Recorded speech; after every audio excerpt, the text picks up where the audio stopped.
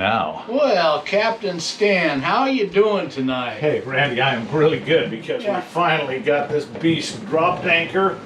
We're not exactly sure where we are, but what was the... I believe we're in Moorhead City. Moorhead City. On anchor.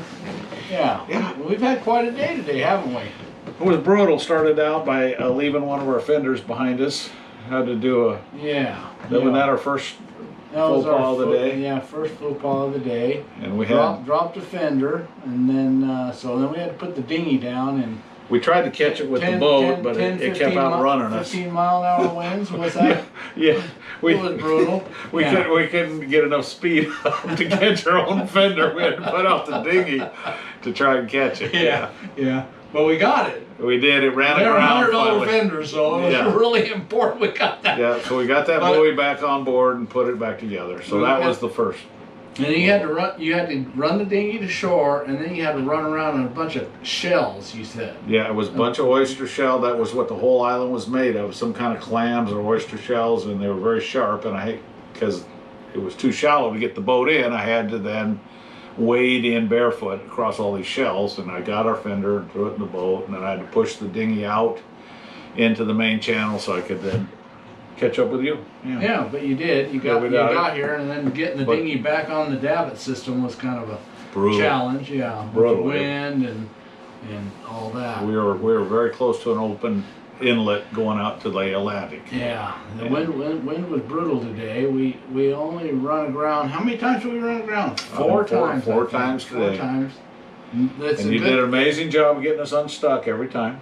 You're very good at getting unstuck. Nobody's got more practice at that than you. So you did incredible. I even got you unstuck after you got us stuck. I got us stuck. You got us unstuck. Let me handle that. I'll get us off this mud hole. It was not looking good, but the winds were, gusting to about 30 knots. They were steady at about 25. Didn't they predict a big old thunderstorm today? Well, then they had a huge thunderstorm come up the East Coast. They said hail and 80-mile-an-hour winds. And we were in the intercoastal, so we wanted to try and find a safe spot to get, which meant getting out of the intercoastal, which then just contributed to us running aground over and over as we tried to find a slip or a protected moorage.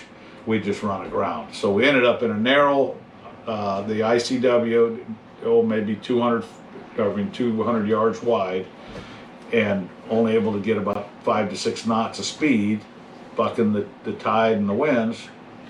We couldn't outrun anything, so we squeaked into here just as the daylight disappeared. We just dropped anchor, and the ICW is 50 feet behind us. What was the marina we tried to pull in? Was that Dufert or Dudley's? Dudley's. Oh yeah, Dudley's. We talked to that girl at Dudley's Marina. Yeah. And she says, the docks are out in the water. We're like, that's about all she knew, too. She said, you'll find them out in the water. You'll find them out in the water. And how deep was that water when we pulled into those docks? We ran aground. About 3 feet? Yeah. Or less? There was no way. It's like, here we are at the marina, and we're running aground in the marina. In the slip. Yeah, you were basically, you had the bow into the slip when we were I can't move. I don't think this is the place to be. No. It wasn't low tide even. Yeah, the whole South Carolina ICW area is, one time we were way out and right between the green and the red buoys. We were in the intercoastal between 2 buoys. And we ran aground. We bam. hit something. Yep. It's like, the Coast Guard needs to work on that a little bit. I think Donald Trump will get that straightened out. Oh, he'll get it straightened. Yeah, he'll get that straightened out. He'll get rid of some of these Coast Guard people. Get some real people that know how to do this. Anyways, well, they do a good job in general, but when the tide goes out, and sometimes it's just an impossible deal. I shouldn't say that. They do a good job. We ran. The Coast Guard watches this channel. Yeah, well, we ran 11 and a half hours today. Yeah, we did. And we didn't have any choice. Yeah, we didn't. And we ended up getting 63 and a half miles. In one day. Which I think was our record. Yeah. Even with all our food paws. So that basically means that we ran 6.3 knots today.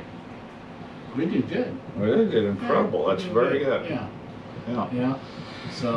So we can do that, every day for the next 3,000 miles.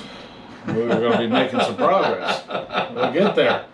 We may be able to go home one of these days. Well, Well, we're going to go to Bald Head Island tomorrow, we hope. Here.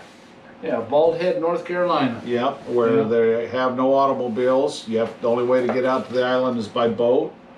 And we're gonna give this book a little advertisement. Kudos on our YouTube channel. We've used this quite a bit. You know, Jill, my wife got this for us, and it's been a real asset. So 101 great stops on the America's Great Loop. Yeah. This is Captain Randy and Captain Stan. Yep, and then just do it again all again tomorrow. Do it all again tomorrow. Hey, if you like us, like us. If you don't like us, oh well. So see you later. Marco Polo out.